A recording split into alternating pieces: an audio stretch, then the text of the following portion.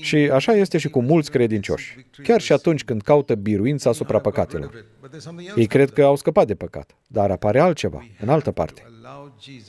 Noi trebuie să-L lăsăm pe Iisus să înfingă securia la rădăcină.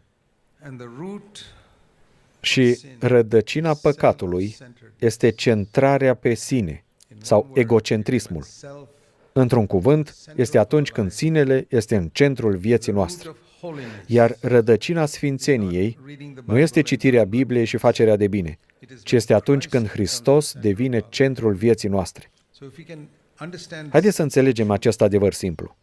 Rădăcina păcatului este atunci când sinele, eul, este în centrul vieții mele, iar rădăcina sfințeniei este atunci când Hristos este în centrul vieții mele. Cu alte cuvinte, ori totul se învârte în jurul meu, ori toate lucrurile din viața mea se învârt în jurul lui Hristos. Una din aceste două.